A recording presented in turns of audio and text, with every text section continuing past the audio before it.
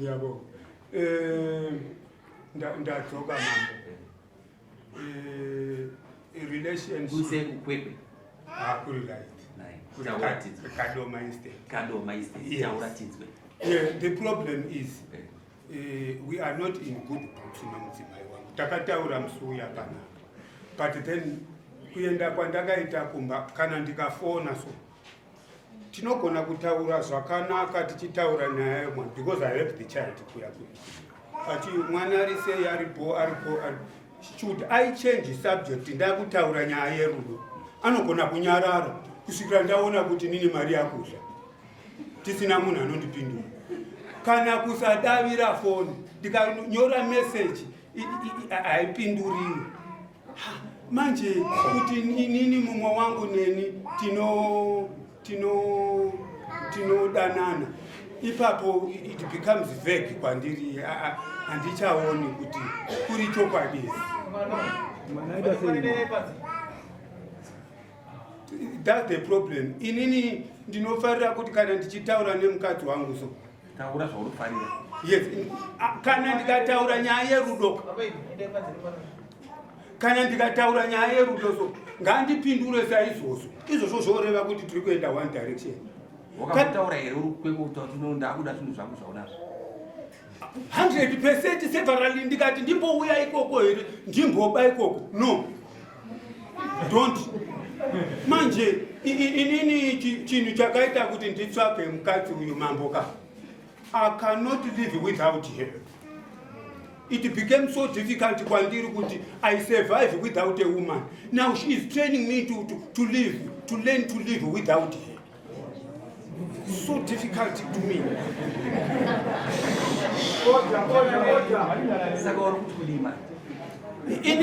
Ndikuti nini iye kana azisadi nezvangu. She must be apparent panapa kuti no. Stop it. In any time I've got the message on the phone. Yes. Ndakati nini mukadzi iwe kana vana baba vachiku yes nzwenga uye kunokutiza kana ikave nyaya I will be answerable. Iwe unenge wauya kwandiri ini mudiwa wako akandipindura the message it is in the phone. Yes. Akandipindura kuti kana waremeriwa iwewe nokugara usina mukadzi get somebody else and help you so that usaremeriwe manje inini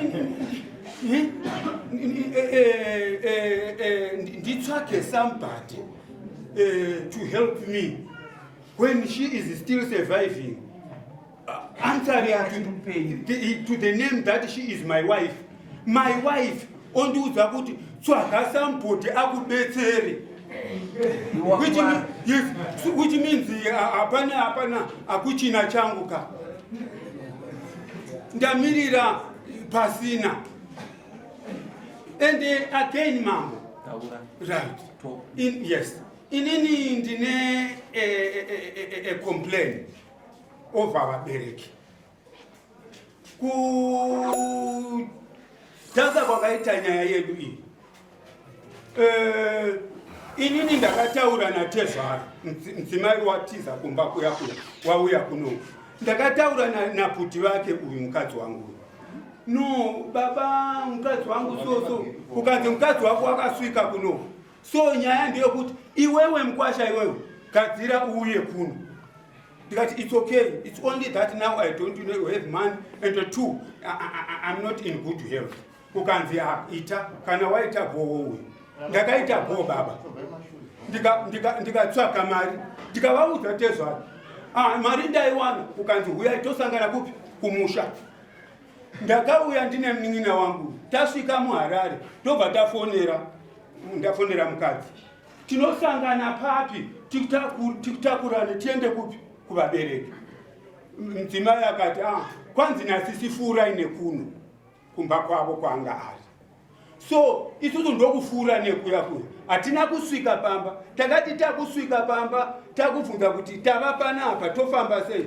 ukanzi hold there isusu tisi tinouya ipapo takamira vakauya hatina kudzokera kumba kwavo ava they took us somewhere kumwana wavo mudiki. Tikatombobvunza mudzimai wangu, you are elderly people, makuenda kumwana kumusha wemwana than kuti iye mwana dai auya kwamuri. Why? She did not answer me. So ndobva taenda ndokusvika ndokugarira pasi. Mai guru vakati nyaya iripo bamni ndokuti vana baba vati we sit down here, kana mukawirirana wotora mhuri yako modzokera kumba. Izvozvo takazogamuchirana ndokutaura nyaya yedu ndokupera. Ndobva ndati nini mukadzi handei kumba. Mukadzi akati no, give me 7 days, I will come after 7 days. That's all right. Ndikaenda ndava kumba uku before those 7 days ndokubva anyora message mukadzi, ndabatiwa nevabereki. Ko vakubatirei futi? Talk to them. Ndokubva ndafonera Tezvara inini. I phoned him. Ko baba takataura kanyaya, now mabata mukadzi wangu. Ko what's the problem? Tezvara vakati tanga takakutarisira imimi kuti tinosangana kushamba kumusha. Then you did not turn up. But it's not our fault baba. Isusu nhume yamakatuma kuti itibate tisauye kumusha tigare kuHarare kudari ndio yakatida maikuru. Ende vakagadzirisa isu tikatizvape. So kana zvakadaro, all right baba, ini ndiite sei from now? Tezvara vakandipindura kuti mira ndimbotaura nevamwe vangu. Ndakamira a day. The second day I phoned him again. Ko baba zviri papi? Kukanza ndataura nevamwe, but another crew haven't spoken to them. Iwe vankwasha chindimirira kana ndikataura navo. Inini ndini ndichakufonera ndokuudza way forward iwewe. So I sat back. Ndokumirira. Ndakamirira pano ndiona message wokoti wauya wandisunga. Ndokumirira kwandakaitisiwa naTezvara kuti vari kuudza imwe crew. This is the crew. So kuuya kwandakaita pano mambo musuya inini, the point is mukadzi uyu ndanga ndichimuda. And with that point of loving him, I stood no ground kuti ndibate mukadzi wangu ndimurembedze so pakati pevanhu vose ava ndichimuchoropoza. So that did not touch me. So I carried that burden nokuti ndivume mhosva inini kuti no, forgive me. Of course my evidence to battle against her, I had them. But because I love this woman and I ndigoni kuti ndimbate before vanhu panapo ndomurembedza so vanhu vachimuona kuti uyo akarembedziwa. No. Is that's why ndakaita give in that day. Now today kana iye achitaridza kuti handidi, I will still going to rembedza a bit. Ndinomurembedza pakati pevanhu. My evidence ndinadzo mama. I couldn't do that day. Saka musuye pawaiti wakabata chikomba akahura ero. Andina kuti ndakabata. Pano zvaukaona. Yes. Kuti aiti tikasvika munhu pawaiti ngina chibandi yechimafunde zvezvaona magarira aibata hembe. Can I explain? Yes. Yes. Can you explain? Yes. Nyaya yakaitika ndeyekuti pane chinhu chakadzwagwa nemukadzi wangu mberi munjere dzangu chakaita kuti inini ndive nervous. Tigere so mukadzi wangu kubedroom was weak kwandiri. Akandiabandona mukadzi wangu for 6 months. I called my brother inini munin'ina wangu ndikampira nyaya. Manje ndikampira nyaya. So ndampira nyaya, munin'ina wangu akataura namaiguru vake. Maiguru vake vakati no, ndogadzirisa bamini. Bamini vakauya vakati maiguru vati ndogadzirisa. So but kugadzirisa kwakaitwa namainini wasn't up to date, because inini ndakakompea ka there was once a time before all these scandals, and the scandals before zvakaitika after the scandal, kudzokera kwaakavimbisa zvaakavimbisa munin'ina wangu haana kudzokera 100%. Saka ukuluzere kuti paakadzirise maitiro akuita haana kuzoita zvakanaka. Yes, haana kudzokera kuti keche. Bedroom haana kuzoita bushi. Bedroom was better. Munoona zvinoitika. Izvi ndo zvandanga ndichireva kuti ndanga ndisingadi kuti ndirembedze mukadzi wangu. You are forcing me now kuti ndimurembedze. Mibvunzo wenyu yomama is driving me to kumurembedza. Andituma mubvunzo wenyu kuti ndiupindure.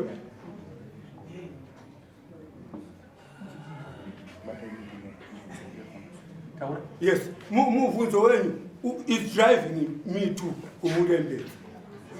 Andituma. So nyaya inoita ndeyekuti right katibobvunza tichiti chiurana kuti muchinoromesa here bvunzana uri kundida here mupesherere kana usika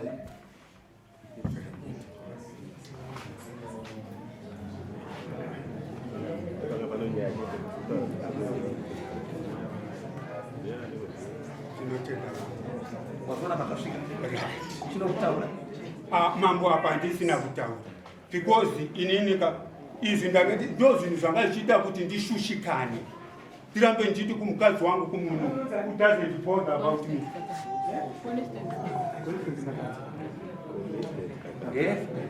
Waona ka divorce? Yes. Yes.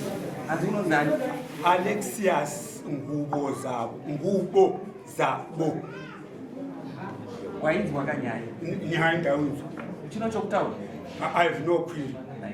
I have no query. I am not going to phone ndichivunza kuti unondida here mukadzi, because every time ndati unondida here iwe, she kept quiet. Apa kunoku inini vanatezera vakuti rora manje ndaibvisa pfuma here nhai mambo pane chimiro chakadai. Rega ndikutaurire. Yebo mama. Kuroora tsika dzedu dzechitema ikodzero ati une mwana unobvisa izvozvo ndozvizira mama. Kana ndakachajwa mombe 50 now today that our love is terminated, pane tsika dzechivanhu dzinoteverwa concerning kubereka kwandakaita. Right. Excellent. Excellent. Usakubvisa mubengani. Ini ndakazvara mwana 1 nemukadzi mukomana, saka inini ndinobisa mombe 1 ndopatezvara vangu kuroora mwana uyu.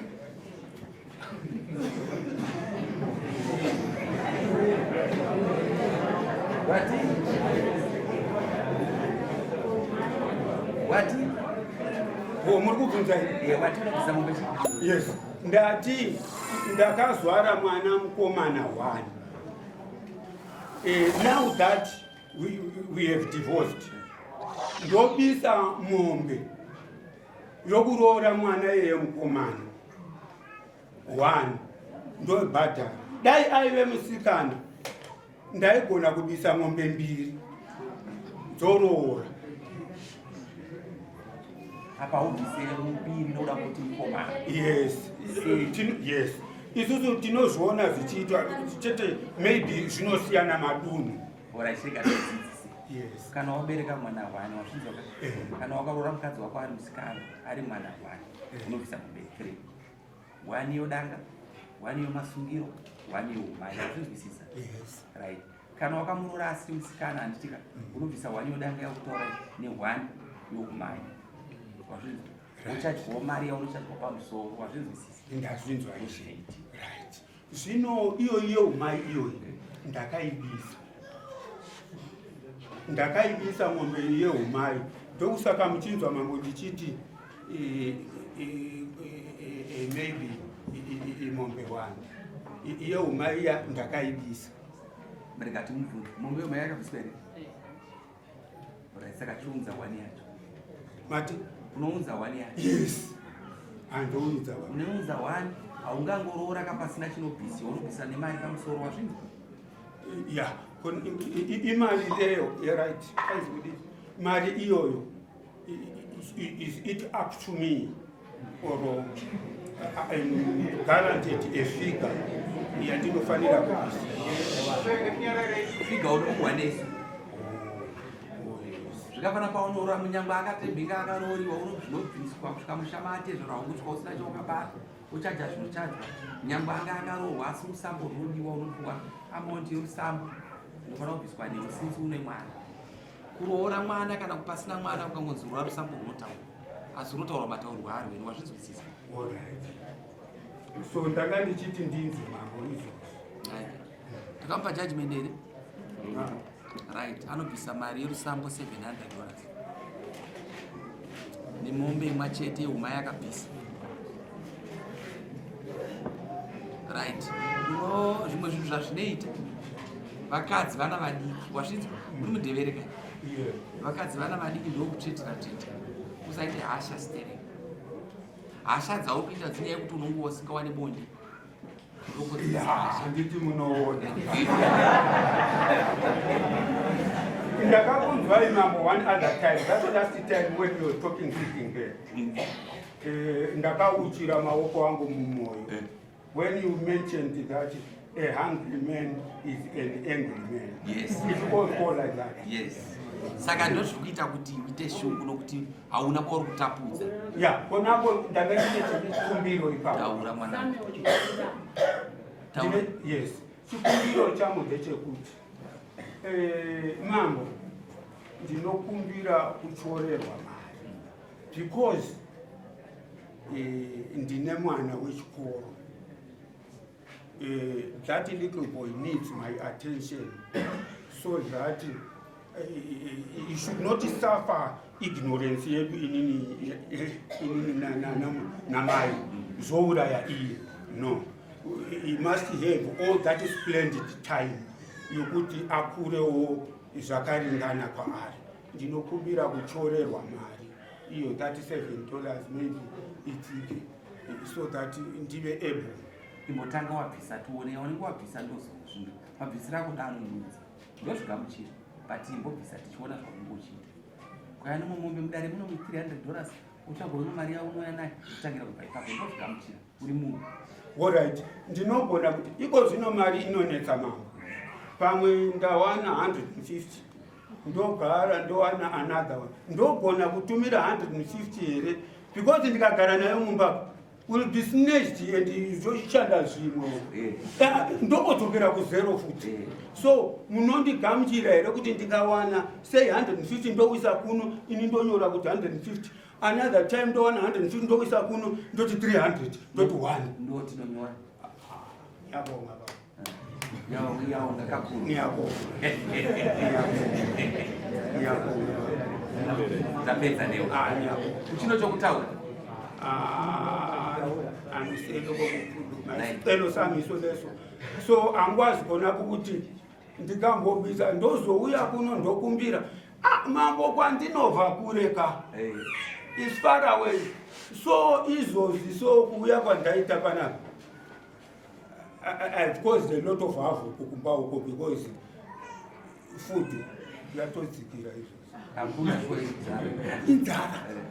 So ndatotora mwana musuva wanga achiti aise muromo ndomutorera ndopinda nzira so ndazvinzwisa zvawataura kana uya achida kutora zvinhu zvake mupi wazvinzwa asi urikuda uchimutsvetera. Yes. Ipapo yes mandifungidza ipapo ndine chikumbiro.